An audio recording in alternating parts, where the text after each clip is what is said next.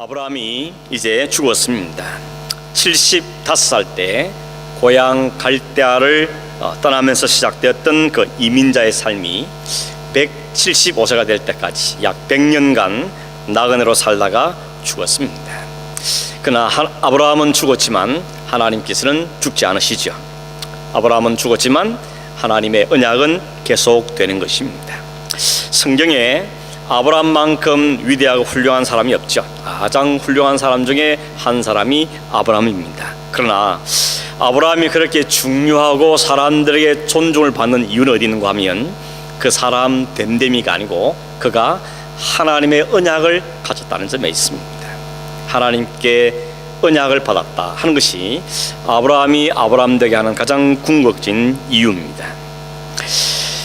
그 받은 언약은 그냥 언약이 아닙니다. 장차 아브라함이 이룰 그 언약은 온 인류가 안고 있는 죄의 문제를 해결할 그런 위대한 하나님의 프로젝트가 담겨있는 언약이었습니다. 그 언약은 반드시 이루어질 것이고 또 이루어져야만 하는 언약입니다. 이 언약은 하나님께서 아브라함에게 지키라고 말씀하지 않고 하나님이 친히 지키겠다고 말씀하신 언약이었습니다. 그러므로 이제 하나님의 언약을 첫 번째로 받았던 아브라함은 죽었지만 그러나 하나님께서는 그 언약을 계속해 이어나가야 되기 때문에 다음 바톤을 받을 사람으로 그 아들 이삭을 선택하셨던 것입니다. 그래서 이제 아브라함은 죽었지만 하나님께서는 이삭에게 복을 주셨다고 11절에 이야기하고 있습니다. 나중에 여러분 모세도 마찬가지죠. 모세가 광야 40년을 이스라엘에서 이끌고 출애굽해서 가나안까지 이끄는 위대한 일을 했지만 그 모세도 역시 죽습니다. 그래서 여호수아 1장 1절에 보면 모세가 죽은 후에 여호와께서 여호수아에게 말씀하셨다고 기록됐죠. 역시 하나님 주신 그 사명을 모세가 여호수아에게 바톤을 넘기는 장면이 나오는 것입니다. 우리 사람은 이 땅에 와서 살다가 주신 사명을 잘 감당하고 다음 사람에게 바톤을 넘겨주고 가는 것이죠. 그런 의미에서 이삭은 하나님께 복을 받았다 그랬습니다. 여러분 아브라함에게는 아들이 이삭만 있은 건 아니죠. 하갈이 낳았던 이스마엘도 있었고 그두라가 낳았던 6명의 아들도 있었습니다. 근데 그 많은 여러 아들 가운데 하나님께 꼭 집어서 이삭에게 복을 주셨다라고 오늘 성경은 우리에게 말씀하고 있습니다. 물론 여기 말한 복이라는 것이 건강한다 혹은 오래 산다 자녀를 많이 두었다 혹은 모든 일이 잘 된다 그런 의미의 복은 아닙니다. 왜냐하면 그런 복이라면 오히려 이스마엘이 더 받은 것 같습니다. 우리 읽은 바로 앞에 있는 12절에 18절에 보면 하나님께서 하나님으로부터 쫓겨난 이스마엘이긴 했지만 그 이스마엘은 이삭의 아들을 낳지 못하고 있는 동안에 이스마엘은 12명의 아들을 낳았습니다. 그 12명의 아들은 다 12부족의 지도자가 되었다 그랬습니다. 그러니 그런 면에서 세상적인 기준을 볼 때는 이스마엘이 훨씬 복을 받았죠. 그들이 차지한 땅도 하윌라에서부터 애굽에 이르기까지 아주 방대한 지역에 이 사람들이 땅을 차지했다 그랬습니다. 그러니 이것 봐도 이삭이 하나님께 복을 받을 때 그 복이라는 것이 단순히 땅을 많이 차지하고 자녀를 많이 얻고 잘 되고 그런 복은 아니란 것을 우리가 알 수가 있는 것입니다. 그럼에도 불구하고 성경은 분명하게 이삭에게 복을 주셨다고 하나님은 분명하게 말씀하고 있습니다. 그러므로 그 복은 우리가 말하는 흔히 생각하는 그 복이 아니고 하나님의 위대한 프로젝트에 하나님의 위대한 계획 가운데 참여하겠다는 것, 그것이 바로 이삭에게 준 하나님의 복인 것입니다. 조금 전에 말씀드렸지만 그 프로젝트라는 것은 온 인류가 영원히 해결할 수 없던 그 문제, 그 죄의 문제, 죄로 인한 사망과 죽음의 문제, 그 문제로부터 당신의 백성들을 구원하실 메시아가 오게 될 프로젝트였던 것입니다. 세상에 이보다 더 큰 프로젝트는 없습니다. 이보다 더 위대한 프로젝트는 없었는데 그 프로젝트에 아브라함의 뒤를 이어서 이삭이 참여하게 됐다는 것, 이것이 하나님께서 그에게 말씀하신 복의 내용이라고 말할 수가 있는 것입니다. 그렇기 때문에 20절 21절에 보면 이삭이 40살에 결혼했지만 아들을 낳을 때까지 20년이라는 세월이 지나갔습니다. 여러분 아브라함도 그랬죠. 75세 때 하나님이 내 젖을 많게 하겠다 말씀하셨는데 그 약속대로 아들 낳은 때가 100살이었습니다. 무려 25년이나 기다리게 하셨습니다. 근데 그 아들은 이삭도 20년을 기다려서 60세가 되었을 때 아들을 낳았던 것입니다. 하나님께서 왜 이렇게 기다리게 하실까? 혹 여러분도 그렇지 않습니까? 하나님 앞에 기도하고 바라는 일들이 좀 속히 이루어지면 좋겠는데 이게 하루 이틀도 아니고 1, 2년도 아니고 10년, 20년 기다려야 되는 때가 있는 것입니다. 왜 그렇게 하는가? 하나님은 아브라함과 이삭을 통해 우리에게 힌트를 주십니다. 그건 뭔가 하면 아브라함도 그렇고 이삭도 그렇고 그에게 약속하신 하나님의 그 언약의 자손이라는 것이 네 실력이나 네 노력이나 네가 정한 때나 거기에서 좌우되는 것이 아니고 이런 하나님께서 베푸신 은혜로 되어진다는 사실을 확실하게 보여주는 것입니다. 여러분, 아브라함이 100세의 아들을 낳았다 그랬는데 이 100세에 낳았다는 의미가 뭔가 하면 단순히 나이가 되게 많았구나 이 말만 하는 게 아니죠. 그 100세라는 의미가 뭐인가? 아브라함에게 100세의 의미가 뭔가 하면 자신의 실력으로 힘으로는 아무것도 할 수 없는 상태를 이야기하는 것입니다. 도저히 자기와 아내가 낳을 수 있는 아들을 낳을 수 있는 상황이 아닌 것이죠. 다시 말하면 인간의 가능성이 0% 된 것입니다. 우리의 가능성을 보면 제로입니다. 아무것도 할 수 없는 상태, 어떻게 할 수 없는 상태, 그게 바로 아브라함이 낳은 아들 그 100세라는 단어가 갖고 있는 의미인 것입니다.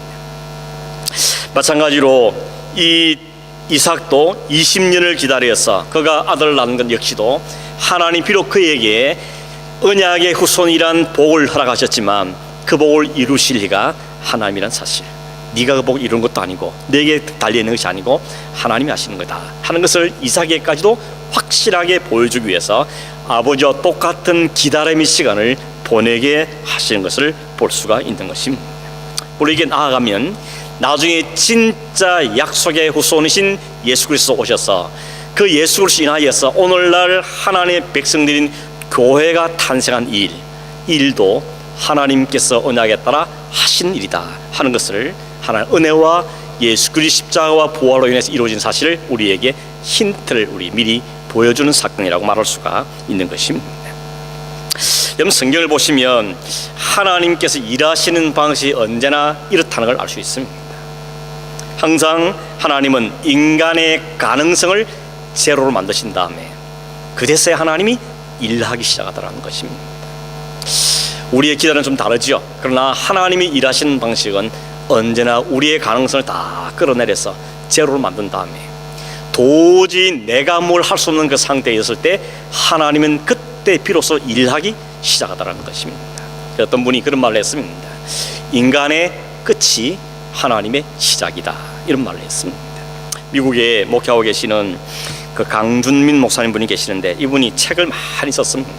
그분이 쓴 책 가운데 이런 제목이 있습니다. 벼랑 끝에서 웃게 하시는 하나님의 은혜. 제목 보시죠. 이분 제목을 진짜 잘 짓는 것 같아요. 탁월한 은사가 있는 것 같습니다. 벼랑 끝에서 웃게 하신 하나님의 은혜. 그 글의 책에 보면 이런 내용들이 있습니다. 절벽 아래로 떨어졌을 때 나는 비로소 알았습니다. 내가 날 수 있다는 사실을. 하나님의 은혜가 임하면 벼랑 끝에서도 날아오릅니다. 누구나 한 번쯤 벼랑 끝에 서게 되는데 질병, 사고, 실패, 부채, 갈등, 고독, 침체, 이혼, 연약함, 성공을 찾는 공허 등등 각기 자신의 벼랑 끝에 서게 된다는 것이죠. 그러나 당신이 처한 벼랑 끝이 무엇이든지 하나님이 함께 하시면 그 벼랑 끝은 인생의 끝이 아닌 새로운 시작이 된다. 벼랑 끝은 하나님이 역사하시는 능력의 장소이자 축복이 임하는 은혜의 장소다. 이런 이야기를 하고 있습니다. 여러분, 이삭이 0%로 돌아왔을 때 그거 할 수 있는 게 뭐였습니까? 하나님께 기도하는 것이었습니다. 하나님, 이를 어찌하면 좋습니까? 어떻게 해야 됩니까? 하나님께 기도했습니다. 그랬더니 하나님께 비로소 그에게 아내에게 아들을 임신하도록 은혜를 베풀어 주신 것입니다. 이런 생각도 들죠. 하나님이 아들 주시기로 기왕에 약속하셨으면 그냥 주시지 왜 그렇게 굳이 제로까지 만든 다음에 기도하게 하고 기도한 다음에야 하나님이 아들을 주시는가 하는 질문을 해볼 수 있겠습니다. 여러분, 기도라는 게 뭡니까? 여러분, 기도를 뭐라고 생각하십니까? 흔히 기도가 뭡니까 물어보면 구해서 받는 겁니다. 혹은 하나님과 대화하는 것입니다. 여러 가지로 설명합니다. 근데 기도는 그냥 구하여서 받는다는 의미보다는 사실 기도가 담긴 의미는 뭔가 하면 내가 0%입니다. 이걸 고백하는 시간이죠. 하나님, 내가 지금 0%입니다. 하나님께서 일하기 시작하지 않으면 내가 아무것도 할 수 없는 상태입니다. 자신을 하나님께 완전히 항복하는 시간. 두 손 들고 하나님, 하나님이 하셔야 되겠습니다. 하나님이 역사하셔야 되겠습니다. 이게 기도의 정의인 것입니다. 어떤 분은 하나님, 내가 이만큼 하는데 조금만 도와주십시오. 이만큼 내가 했는데 하나님 조금만 도와주면 되겠습니다 라는 식으로 기도하는 사람도 있습니다. 그러나 그때 하나님은 기다리십니다. 다시 우리를 0%를 확인하도록. 우리가 0% 들어갔을 때 하나님만 붙잡고 하나님께 기도할 때 하나님께는 그 기도에 응답해 주십니다. 왜냐하면 그래야 이 기도가 이 하는 것이 하나님이 하시는 거구나 하는 것을 확실히 알 수 있기 때문에 그렇습니다. 저나 여러분이나 우리가 얼마나 교만한지 조금만 내가 했다 싶으면 어떡합니까? 내가 했다 한 거죠. 내가 기도해서 됐다, 내가 기도해서 된 거라고 생각하고, 그래서 마치 내가 기도한 것 같이도 내가 뭘 한 것으로 착각하는 경우가 많기 때문에 하나님이 종종 우리를 완전히 방전시킨 다음에 완전히 0% 만든 다음에 우리에게 응답하시는 경우를 보게 되는 것입니다. 결국 내가 죽고 하나님이 시작할 때 역사는 이루어진다는 것입니다. 여러분, 0% 되는 것을 너무 걱정하지 마십시오. 바닥에 내려간 걸 너무 염려하지 마십시오. 왜냐하면 그게 끝이 아니고 하나님의 역사의 시작이기 때문에 그렇습니다. 개인의 일도 그렇고 우리 모든 신앙 일도 그러한 것이죠. 아무튼 기도했더니 하나님이 아들을 주셨습니다. 근데 하나만 안 주고 더블로 주셨죠. 쌍둥이를 주셨습니다. 하나님 간절히 기도했더니 오케이, 보너스로 하나 더 받아라, 그렇겠습니까? 그런 건 아니었습니다. 제가 아는 목사님 한 분은 그러시더라고요. 자기 음악을 너무 좋아해서 우리 아이들 다 아들 나오면 아들과 함께 중창단을 만들고 싶다고 그랬습니다. 그래서 아들 이름을 지었습니다. 첫째 놓으면 도레, 둘째는 미파, 셋째 놓으면 솔라, 그 다음에는 시도. 도레미파 솔라 시도, 이게 아이들 이름으로 지어냈다는 거죠. 처음 아들 태어났을 때 이름을 도레라 지었습니다. 둘째 낳았을 때 미파라 지었겠죠. 근데 사모님이 나 더 이상 못 낳아, 버텼다는 겁니다. 한 번만 더, 한 번만. 사정사정해서 낳았는데 쌍둥이를 낳은 겁니다. 그래가지고 결국 이름을 솔라 시도 이렇게 지었다는 이야기를 들은 적이 있습니다. 이삭은 그런 경우는 아니죠. 하나님 간절히 기도했더니 하나님이 오케이, 보너스 하나 더 줄게. 그게 복이 아니었습니다. 왜냐하면 뱃속에 있을 때부터 둘이가 늘 싸웠으니까 이게 축복이 아닌 것이죠. 그냥 하나만 주시지, 약속한 하나만 주시지 하나를 더 주셔가지고 이렇게 막 싸우게 만들었던 것입니다. 이삭이 하나님께 물었죠. 하나님, 을겸 내가 어떻게 해야 됩니까? 이게 도대체 무슨 뜻입니까? 라고 물었을 때 하나님께 답변하신 것이 23절입니다. 두 국민이 내 태중에 있구나. 내 민족이 내 복중에서부터 나누일 것이다. 이 족속이 저 족속보다 강하겠고 큰 자가 어린 자를 섬기리라. 여기 큰 자는 에서, 어린 자는 야곱을 가리키는 것이죠. 뭘 이야기합니까? 뱃속에 있을 때부터 이미 누가 큰 자인지 누가 작은 자인지 하나님이 결정해 놓으셨다는 것입니다. 뱃속에서 아무것도 하기 전에, 아무 일도 행하기 전에 이미 그 안에 결정이 되었다는 이야기입니다. 세상에 태어나기 전에 하나님께서 아브라함과 이삭의 라인을 이을 사람은 동생 야곱이다, 하나님이 이미 정해놓았다는 것입니다. 오늘 많은 사람들이 이 대목에서 이의를 제기하죠. 못 받아들이겠다는 겁니다. 아니, 아무것도 하기 전인데 왜 미리 정해놓냐는 것이죠. 내가 이걸 했기 때문에 이걸 주고 못했기 때문에 안 주고, 그건 이유가 되고 이해가 되지만 아무것도 안 했는데 누구 마음대로 어떻게 미리 정할 수 있느냐, 이것은 굉장히 unfair한 거다, 불공평한 게 아니냐라고 사람들은 이야기를 하는 것입니다. 여러분, 이런 생각은 가만히 보니까 이삭과 그 안에 리브가와 그 두 아들 에서와 야곱도 동일한 생각을 했던 것 같습니다. 오늘 한번 살펴보면 이렇습니다. 먼저는 이삭입니다. 이삭은 아들 둘 중에 누굴 좋아했습니까? 형인 에서를 좋아했습니다. 이유는요, 남자다우니까, 첫째니까, 사내답고 몸도 붉고 털도 많고 사냥을 좋아하고 뭔가 좀 남자다운 것이죠. 그래서 아버지는 첫째 아들을 좋아했습니다. 더군다나 나갔다 오면 사냥을 해서 맛있는 고기를 준비해서 주니까 이 아들이 너무 좋았던 것이죠. 하나님께서 말했습니까? 큰 자가 작은 자를 섬길 것이라. 이미 하나님은 결정해 두었지만 이 아버지는 그걸 인정하지 않았던 것이죠. 그래서 어떻게 합니까? 큰 아들한테 장자의 축복을 주려고 시도하죠. 그래서 아들아, 오늘 내가 마지막으로 네게 부탁하는데 한 번만 더 가서 사냥해서 맛있는 고기를 마련해와라. 그럼 내가 너에게 모든 복을 다 쏟아부어주겠다. 장자의 복을 쏟아부겠다고 약속했습니다. 그것은 하나님의 계획과는 다른 것이죠. 그래서 그 계획은 실패하는 것입니다. 겉으로 보기에는 중간에 야곱이 약삭빠르게 가로챘다 이렇게 보이지만 사실은 알고 보면 하나님의 계획이 아니었기 때문에 그 계획은 실패할 수밖에 없었던 겁니다. 이삭은 아브라함의 아들이긴 하지만 여전히 그 하나님의 언약에 대해서 신중하게 생각하지 못하고 그걸 받아들이지 못했던 걸 우리에게 보여주는 것입니다. 그 안에 리브가는 어땠습니까? 리브가는 둘째인 야곱을 좋아했죠. 왜냐하면 조용하고 차분하고 집안에 있기를 좋아하고 있으면서 엄마도 잘 도와주고 그러니 자연히 둘째가 사랑스러웠던 것입니다. 근데 어느 날 가만히 보니까 저 아버지가 남편이 첫째 아들한테 복을 주려고 하는 걸 딱 알아챈 겁니다. 어떻게 합니까? 중간에서 틱을 써서 중간에 가로채게 만드는 것입니다. 만약에 리브가가 자기 아이가 뱃속에 있을 때부터 하나님이 둘째에게 하나님 언약에 간다는 것을 그가 분명히 믿었다면 기도하면서 기다렸겠죠. 근데 역시 그는 온전히 받아들일 수 없던 것입니다. 돌아간 상황을 보니까 이러다가 자칫하면 내가 더 사랑하는 아들이 축복을 빼앗기겠구나 생각하니 인간적인 방법을 동원했다는 것입니다. 에서는 어떻습니까, 여러분? 에서가 어떻게 언약에 대해 태도를 가진지는 잘 보여주는 게 오늘 성경 29절에서 34절에 있는 한 가지 에피소드입니다. 에서가 사냥 갔다 돌아와 보니까 들에 나갔다 돌아와 보니까 동생이 팥죽을 쓰고 있습니다. 안 그래도 배가 너무 고프고 힘도 다 빠졌는데 저거 한 그릇 먹으면 힘이 좀 나겠구나 라고 생각했던 거죠. 그래서 동생이 이야기합니다. 야, 그 한 그릇 나 다오. 그랬더니 야곱이 찬스다 싶었죠. 형님의 그 장자의 권리를 내게 파십시오. 그럼 내가 이 죽 드리겠습니다. 예수가 뭐라 그랬습니까? 내가 지금 죽게 됐는데 이 장자의 권리라는 게 뭐 중요하냐? 그게 뭔 대수냐? 네 가져라. 맹세하세요. 맹세한다. 그리고는 팥죽 한 그릇에 자기의 장자의 명분을 팔아버렸습니다. 34절에 보면 이렇게 말하죠.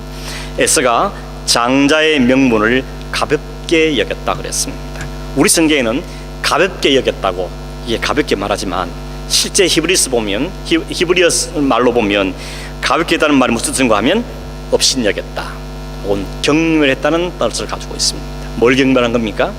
하나님의 언약을 경멸한 것이죠. 하나님의 약속을 업신여겼다는 것입니다. 하나님의 언약이 얼마나 소중한지 알지 못하고 그걸 쉽게 생각하고 그냥 버렸다는 것입니다. 히브리서 12장에 보면 사도 바울은 이 점에 대해 좀 더 심각하게 말하고 있습니다. 히브리서 12장 15절 16절에 보면 이렇게 되어 있습니다. 너희는 하나님의 은혜에 이르지 못하는 자가 없도록 하고 또 쓴뿌리가 나서 괴롭게 하여 많은 사람이 이로 말미암아 더럽게 되지 않게 하며 음행하는 자와 혹 한 그릇 음식을 위하여 장자의 명분을 판 에서와 같이 망령된 자가 없도록 살피라. 교회하는 이야기입니다. 너희들 가운데 이런 사람 없어야 된다. 그렇게 말하면서 망령된 자가 없어야 된다는 것입니다. 그러면서 예를 든 샘플이 에서였습니다. 한 그릇 팥죽에 장자의 명분을 팔아버린 에서와 같이 망령되게 하지만 이 망령된다는 말은 무슨 뜻인가 하면 영어로는 godless입니다. 하나님이 없는 것처럼 하나님이 인정하지 않는 것처럼 그러니 세상 것을 더 취하는 것 그걸 의미하는 것이죠.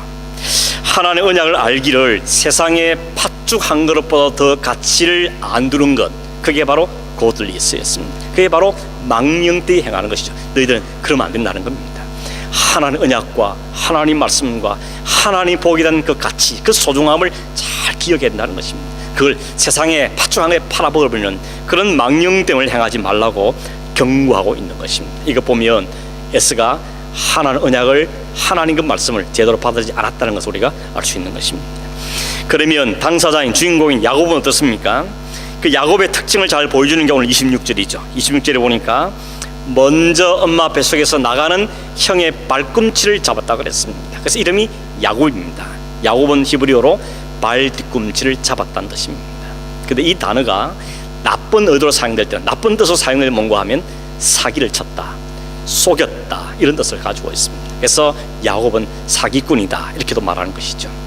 실제로 야곱의 일생을 가만히 살펴보면 야곱은 언제나 남을 속이거나 속임을 당하거나 속고 속이는 삶을 산 것이 야곱의 일생이었죠. 아버지를 속였죠. 그리고 형도 속였죠. 나서 외삼촌도 속이죠. 다 속입니다.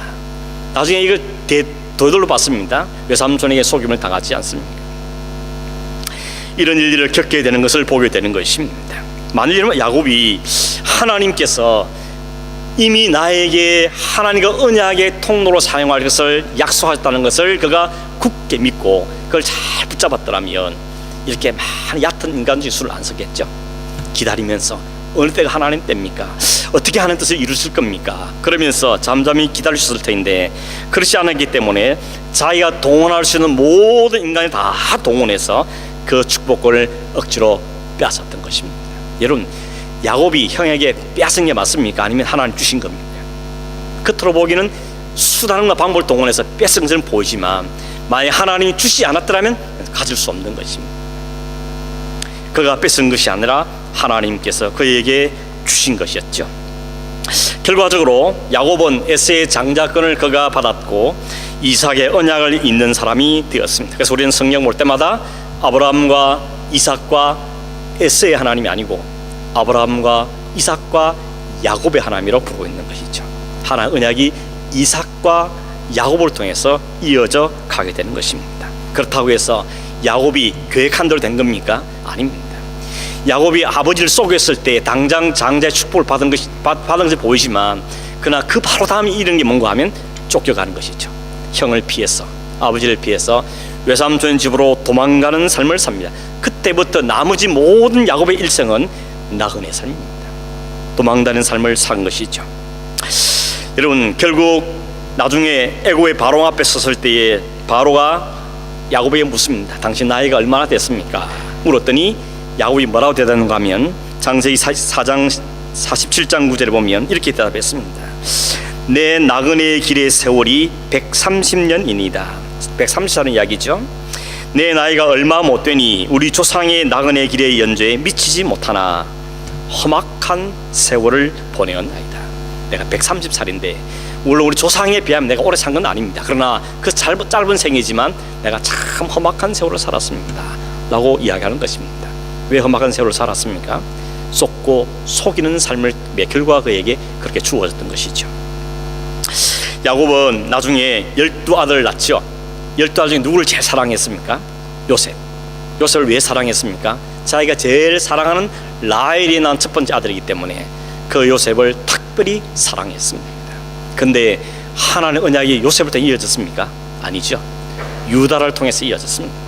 유다는 이 야곱이 속아서 결혼했던 레아가 난 아들이었던 것입니다. 그러니 뭘 보여줍니까? 자기 마음대로 되는 게 아니라는 것입니다. 인간이 계획하고 잔꾀를 부리고 술수를 부린다고 해서 자기 생각 계획대로 인생이 되는 것이 아니라는 겁니다. 하나님이 정해주신 그 길을 가게 되는 것이 인생의 길이라는 것을 우리에게 보여주고 있는 것입니다. 그럼 결국은 여러분 야곱은 그렇게 속고 속이는 인생을 살았는데 결과적으로는 그가 하나님의 언약의 라인에 서게 된 것입니다. 아브라함과 이삭과 야곱이란 그 언약의 라인에 야곱이 서게 되었습니다. 그가 한 행동이나 짓을 보면 도저히 쓸 수 없는 거죠. 근데 그가 그와 같은 복을 받은 이유가 뭡니까? 하나님이 태중에서부터 뱃속에서 그렇게 할 것이라고 정하셨다는 것입니다. 하나님이 그를 언약의 손으로, 그를 약속의 자손으로 하나님 미리 선택하셨다는 것입니다. 오늘 어쩌면 우리도 그렇지요. 여러분이 어떻게 예수를 믿게 됐습니까? 물론 과정은 다 다양할 수 있습니다. 부모님 때문에, 혹은 친구 때문에, 혹은 누군가에 의해서 교회 온 사람도 있고, 그래서 하나님의 교회의 성도가 되고 하나님의 백성이 된 사람이 있을 겁니다. 그러나 따지고 보면 이 모든 것은 하나님의 미리 선택하심이었다고 성경은 우리에게 말씀하고 있습니다. 에베소서 1장 3절 5절에 보면 이렇게 말합니다. 찬송하리로다 하나님 곧 우리 주 예수 그리스도의 아버지께서 그리스도 안에서 하늘에 속한 모든 신령한 복을 우리에게 주시되 곧 창세 전에 그리스도 안에서 우리를 택하사 우리를 사랑 안에서 그 앞에 거룩하고 흠이 없게 하시려고 그 기쁘신 뜻대로 우리를 예정하사 예수 그리스도로 말미암아 자기의 아들들이 되게 하셨다. 우리가 하나님의 아들 되게 된 것은 언제 결정했다고요? 창세전에 결정됐다 그럽니다. 여기 창세전이라는 말은 세상에 있기도 전이란 뜻도 있지만 이 단어의 의미는 뭔가 하면 우리가 아무런 관여할 수 없을 때, 알지도 못할 때, 우리가 아무런 개입이 할 수 없을 그때 하나님 이미 정해두셨다라고 말씀하고 있는 것입니다. 바울은 로마서 9장에 보면 에서와 야곱 이야기를 합니다. 그래서 제가 본문 두 번째 본문으로 로마서 9장 10절에서 24절까지를 적어놨죠. 로마서 9장 10절 13절을 먼저 한번 보겠습니다. 자막을 좀 띄워주시면 좋겠습니다. 9장 10절 13절 우리 함께 읽어보겠습니다. 시작. 그뿐 아니라 또한 리브가가 우리 조상 이삭 한 사람으로 말미암아 임신하였는데 그 자식들이 아직 나지도 아니하고 무슨 선이나 악을 행하지 아니한 때에 택하심을 따라 되는 하나님의 뜻이 행위로 말미암지 않고 오직 부르신 이로 말미암아 서게 하려 하사 리브가에게 이르시되 큰 자가 어린 자를 섬기려 하셨나니 기록된 바 내가 야곱은 사랑하고 에서는 미워하였다 하심과 같으니라. 이 한국말이 좀 어렵죠? 한마디로 말은 뭡니까? 이미 하나님께서 정해두셨다는 것입니다. 뱃속에 있을 때부터 하나님은 야곱을 사랑하시고 에서는 미워했다 그랬습니다. 미워했단 말은 막 구박했단 말이 아니고 이를 선택하지 않았다는 뜻인 것이죠. 하나님이 이 야곱, 아브라함과 이삭의 뒤를 이을 자로 하나님 야곱을 선택하셨다는 것입니다. 뱃속에서 아무 선이나 악을 행하기도 전에, 아무 일도 액션을 취하기 전에 이미 하나님이 결정하셨다는 겁니다. 이거를 신학적인 용어로 예정이라 그러죠. predestination, 미리 정했다는 것입니다. 여러분, 이 하나님의 미리 정하심, 예정에 대해서 충분히 이해하고 받아들일 수 있습니까? 많은 세상 사람들은 이걸 안 받아들입니다. 받을 수 없다는 것이죠. 왜냐하면 아니 아무것도 안 했는데 누구 마음대로 결정하냐는 것이죠. 왜 먼저 결정하는 것입니다. 그렇게 하는 것은 불공평하다는 것이죠. 교회를 다니는 사람들도 그렇습니다. 신앙이 있다는 사람들 중에서도 이 하나님의 미리 예정하심에 대해서는 동의하기 어렵다고 생각하는 분들이 꽤 있습니다. 여기에 대해서 바울은 이 로마서 9장에서 차근차근 설명하고 있습니다. 여러분 다시 9장 14절에서 16절 말씀 제가 읽어드리겠습니다. 그런즉 우리가 무슨 말을 하리요? 하나님께 불의가 있느냐? 그럴 수 없느니라. 모세에게 이르시되 내가 긍휼히 여길 자를 긍휼히 여기고 불쌍히 여길 자를 불쌍히 여기리라 하셨으니 그런즉 원하는 자로 말미암음도 아니요 다른 박질하는 자로 말미암음도 아니요 오직 긍휼히 여기시는 하나님으로 말미암음이라. 하나님께 하는 것이 불의하냐 묻습니다. 절대 그럴 수가 없다는 것입니다. 하나님께서는 긍휼히 여기기를 원하는 자에게 긍휼히 여기시고 불쌍히 여길 자에게 불쌍히 여기셨다고 말씀합니다. 그래서 사람이 원한다고 되는 것도 아니고 막 다른 박질한다고 도달한도 아니라는 것입니다. 오직 하나님의 기뻐진 뜻대로 되는 것이라고 분명히 성경이 우리에게 말씀하고 있는 것입니다. 그러면 또 토를 달죠. 그러면 인간이 도대체 무슨 존재냐? 인간은 꼭두가시냐? 인간은 로봇이냐? 하나님 시킨 대로 하다가 천국 가는 천국 가고 지옥 가는 지옥 가면 그게 얼마나 불공평한가? 라고 이야기합니다. 이런 질문을 하게 된 이유가 뭔가 하면 그가 하나님을 정확히 모르고 인간에 대해 정확히 모르기 때문에 나오는 질문인 것입니다. 그래서 여러분 신학 공부를 하면 맨 먼저 공부하는 과목이 뭔가 하면 하나님에 대해서 공부합니다. 하나님 어떤 분이냐, 하나님 속성은 무엇이고 하나님 무슨 일을 하셨으며 하나님 어떤 계획을 가지시고 하는 걸 쭉 공부합니다. 그런 다음에 공부하는 뭔가 하면 그러면 인간은 뭐냐는 겁니다. 인간은 어떻게 시작됐으며 어디로 가며 마지막 어떻게 되고 어떤 존재이며 그 인간의 목적은 무엇이며 하는 걸 공부하게 되어집니다.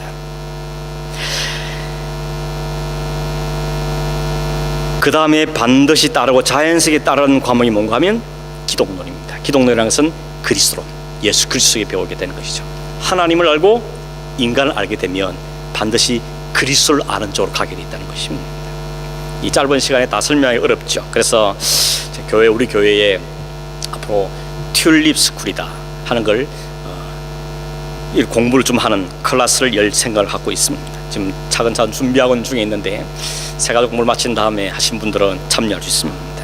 왜냐하면 이 짧은 시간에 이걸 다 설명하기 너무 어렵기 때문에 그런 공부를 하는 게 필요한 것입니다. 왜냐하면 교회를 오래 다녀도 이런 문제가 해결이 안 되니까 늘 알쏭달쏭하게 살고 긴가민가 이렇게 신앙생활 하는 사람들이 많기 때문에 교회를 다니되 좀 확실히 알고 분명히 일하면서 신앙생활 하는 것이 너무 중요한 걸 알아서 준비를 하고 있는 것입니다. 다음에 오픈하시면 다들 참여하시길 바랍니다. 여러분, 인간이 어디서 출발됐습니까? 최초 인간은 아담입니다. 하나님이 아담을 어떻게 만들었다 그랬죠? 흙에서부터 지었다 그랬습니다. 인간의 출발지는 흙입니다. 다른 말로는 dust, 티끌이라고 그랬습니다. 우리 인간이 굉장히 대단한 존재로 생각하지만 인간의 첫 출발지는 흙이었습니다. 진흙이었습니다. 티끌이었다는 것입니다. 그 아담이 하나님의 그 은혜로 그 하나님의 솜씨로 만들음을 받고 난 다음에 죄에 빠지죠. 그 죄가 무엇입니까? 하나님의 권위에 도전하는 것이었습니다. 사탄이 옆에 속삭이죠. 너도 하나님처럼 될 수 있다. 아니, 하나님 없이도 너 다 할 수 있다. 오늘도 역시 세상은 우리에게 속삭입니다. 오늘도 사탄은 우리에게 그걸 속삭이고 있죠. 하나님이 다냐? 너도 하나님처럼 될 수 있다. 인간이 얼마나 능력 있는 존재지 않느냐? 인간이 최고다. 인간의 가치가 얼마나 존중한데. 그러면서 인간의 가능성과 인간의 가치를 자꾸 부추깁니다. 인간을 향해 네가 신이 되라고 이야기합니다. 이런 걸 가르쳐 말하는가 하면 인본주의라 그럽니다. 인간 중심이라 그러죠. 내가 세상의 주인이라는 것입니다. 인간의 모든 만물의 주인이라는 것입니다. 하나님도 나를 위해서 필요하다는 존재로 만들어버리는 것이죠. 이걸 우리는 인본주의라고 이야기합니다. 인간 중심이라는 뜻이죠. 그런데 앞에서 말했지만 하나님을 정확하게 알고 인간의 존재를 정확히 알게 되면 이 인본주의는 없어질 수밖에 없습니다. 이건 다 무너질 사상인 것입니다. 오직 우리의 남는 것은 그리스도만 남습니다. 그래서 신론, 인간론, 기독론을 공부하게 되어 있는 것이죠. 오늘 성경에 보면 바울이 로마서 9장에서 이런 인본주의 질문에 대해서 이런 인간이 그 도대체 뭐냐고 묻는 그들에 대해서 이렇게 대답합니다. 19절에서 24절 9장 로마서 9장 19, 24절 같이 한번 읽어보겠습니다. 나왔습니까? 시작. 네가 내게 말하기를 그러면 하나님이 어찌하여 허물하시느냐? 누가 그 뜻을 대적하느냐 하리니 이 사람아 네가 누구이기에 감히 하나님께 반문하느냐? 치임을 받은 물건이 치은 자에게 어찌 나를 이같이 만들었냐 말하겠느냐? 토기장이가 진흙 한 덩이로 하나는 귀 쓸 그릇을 하나는 천이 쓸 그릇을 만들 권한이 없느냐? 만일 하나님이 그의 진노를 보이시고 그의 능력을 알게 하고자 하사 멸하기로 준비된 진노의 그릇을 오래 참으심으로 관용하시고 또한 영광 받기로 예비하신 바 긍휼의 그릇에 대하여 그 영광의 풍성함을 얻게 하고자 하실지라도 무슨 말을 하리요? 이 그릇은 우리니 곧 유대인 중에서 뿐 아니라 이방인 중에서도 부르신 자니라. 토기장이가 치른 한 덩이를 갖고 반으로 쪼개가지고 하나는 귀하게 쓴 그릇을 만들고 하나는 대충 쓸 그릇을 만들 때 이 진흙들이 왜 나를 이렇게 만듭니까? 라고 말할 수 있겠냐는 것입니다. 그리고 귀천한 그릇을 가지고 이것을 귀하게 바꾼다 할지라도 그게 대해서 누가 무슨 말을 하겠냐는 것이죠. 하나님의 절대 주권에 속한 이야기인 것입니다. 왜냐하면 하나님은 창조시고 우리는 피조물에 불과하기 때문에 피조물은 그 창조주 하나님의 하실에 대해서 받아들이고 그걸 높여들고 감사하는 것이 그의 본분이라고 말하고 있는 것입니다. 좀 전에 말씀드렸지만 인간들은 우리를 대단한 존재로 생각합니다. 그러나 성경이 말한 인간은 흙입니다. 티끌에 불과했습니다. 그래서 우리는 하나님의 생명이 부어졌지만 그 호흡이 빠져나가면 다시 흙으로 다시 티끌로 돌아가는 것입니다. 이 하나님의 뜻을 이해하지 못한 사람은 인생 무상을 이야기하는 것이죠. 그 생명이 빠져나가면 아무것도 아닌 것이 인간이라는 존재였습니다.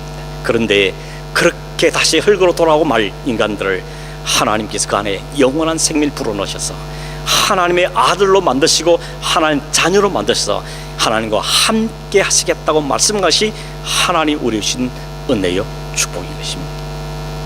흙이 흙으로 돌아간 것에 대해서는 아무 할 말이 없습니다. 그런데 그를 그 중에서 하나님 백성을 선택하셔서 하나님의 아들로 삼으셨다니 그것은 우리에게 오직 감사할 이유밖에 안 되는 것이죠.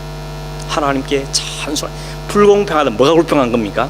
다 흙으로 그냥 돌아가야 되는데 우리 하나님 백성으로 삼으신 이것이 사실 집은 불공평한 일이죠. 그 대가를 치른다면 다 죄의 대가는 사망인데 죽음인데 그 대가를 대신 그리스도께 치루어 주시고 우리를 하나님의 삼으시다는 이 원리, 이것이 우리에게는 은혜의 제목이고 찬송의 제목이지 불공평의 제목이 아니란 이야기인 것입니다. 성경은, 기독교는 이 진리를 깨닫게 해주는 것입니다. 본래 우리 자리가 어딘가, 본래 우리의 갈 자리가 어딘지를 가르쳐주고, 그런데 우리의 백성 하나님 은혜가 얼마나 큰지를 우리에게 가르치는 것이 성경이며 기독교인 것입니다. 그래서 그 인간들이 그 하나님을 창조주로 고백하고 나는 0% 티끌 같은 존재를 고백하며 우리 같은 나에게 하나님 주신 그 은혜에 너무 감사해서 하나님을 찬송하고 하나님을 높이며 사는 삶이 바로 그리스도인 성도의 삶인 것입니다. 우리 에스와 야곱, 이 일을 통하여서 오늘 우리에게 그것을 말씀해주고 있는 것이죠. 여러분, 세상은 모든 게 인과율에서 움직이죠. 인과율이라는 것은 원인이 있으면 결과가 있다는 것입니다. 특히 과학은 원인이 없는데 결과가 나오는 게 없죠. 공식을 대입하고 다 하면 결과가 튀어나오는 것입니다. 세상의 논리도 마찬가지입니다. 능력과 실력과 성과와 거기에 따라서 대가가 주어지죠. 승진도 시켜주고 월급도 올려주고. 그러나 하나님 나라의 원리는 자격과 능력과 실력에 의해서 선택되는 것이 아니더라는 것입니다. 하나님 나라는 오직 하나님의 사랑, 하나님의 긍휼이심, 하나님의 선택하신 그 주권적인 은혜에 의해서 우리에게 주어진 것이 하나님의 나라는 것입니다. 만약 그렇지 않고 불공평하다고 말한 여러분, 만약에 하나님이 진짜 우리에게 뭔가 대가와 자격을 요구한다면 누가 합격할 수 있습니까? 아무도 그 나라에 들어갈 수 없습니다. 아무도 하나님 평가에 도달할 수 없습니다. 하나님 평가는 상대 평가가 아닙니다. 하나님 평가는 절대 평가입니다. 상대 평가는 뭡니까? 비교해보고 내가 쟤보다 좀 나아, 저 사람보다 내가 좀 오래 예수 믿었어, 저 사람보다 헌금을 많이 했어, 그렇게 평가하는 게 상대 평가죠. 그러나 하나님은 절대 그렇게 평가하지 않습니다. 모든 사람을 하나님의 절대적인 기준 앞에 세워놓고 평가하는 것입니다. 그러면 하나님 그 평가에 합격할 사람은 아무도 없습니다. 노바디입니다. 아무도 없습니다. 그에 합격할 수 있는 사람은 유일하게 하나님의 긍휼을 입는 사람입니다. 하나님이 불쌍히시고 그를 불러준 사람, 그 사람만이 그 하나님의 부르심을 받게 되는 것이죠. 그 사람이 나올 수 있는 건 딱 하나밖에 없는 겁니다. 왜 나 같은 자를 부르셨습니까? 하나님 감사할 뿐입니다. 하나님 찬송합니다. 이것밖에 할 수가 없는 것입니다. 그럼 여러분, 그렇게 하나님의 은혜를 입은 사람들이 해야 될 일은 뭡니까? 마지막 한 구절 말씀을 읽겠습니다. 베드로가 베드로후서 1장 10절 11절에 이렇게 말했습니다. 그러므로 형제들아, 더욱 힘써 너희 부르심과 택하심을 굳게 하라. 우리를 부르시고 택하신 그 하나님의 은혜를 굳게 붙잡아라 바랍니다. 여기 흔들리면 신앙이 흔들리는 겁니다. 왜 신앙이 자꾸 갈팡질팡합니까? 이걸 굳게 붙잡지 못하기 때문에. 자기를 자꾸 기준 두고 내가 이래서 되겠나? 이래가 천국 가겠나? 자기를 기준에 두니까 내가 이만큼 되니까 교만하고, 교만과 좌절을 왔다 갔다 하는 것이죠. 그러나 이 모든 것이 하나님의 은혜와 하나님의 긍휼이 있다는 사실을 굳게 붙잡는 사람은 잘 될 때 하나님께 찬송하고 연약해도 절망하지 않고 하나님을 선대하는 하나님 나라를 이끌어가시는 것은 기대와 믿음을 가지고 살며 그 삶의 변화와 성숙이 따라오게 되어지는 것입니다. 여러분, 오늘 이 말씀이 성령께서 우리에게 이해가 되게 하시고 이 감사가 되게 하시고 하나님 찬송이 되게 하시는 은혜가 여러분 있기를 간절히 바랍니다. 기도하겠습니다. 하나님 아버지, 오늘도 말씀해 주셨는데 성령이 안 계시면 깨달을 수 없고 이해할 수 없고 믿음을 받을 수 없다는 사실을 기억하며 성령 하나님께 간구하며 기도합니다. 하나님, 이 놀라운 엄청난 프로젝트와 이 엄청난 사실들을 우리가 믿음으로 받고 고백하며 그 하나님을 찬송하며 우리의 믿음의 삶을 살아갈 수 있는 내가 우리 모두 있도록 주님 도와주시옵소서. 깨닫게 하시고 이해하게 하시고 감사하며 찬송하며 사는 저희 되도록 축복하여 주시옵소서. 걸어가신 예수님의 이름으로 기도하옵나이다. 아멘.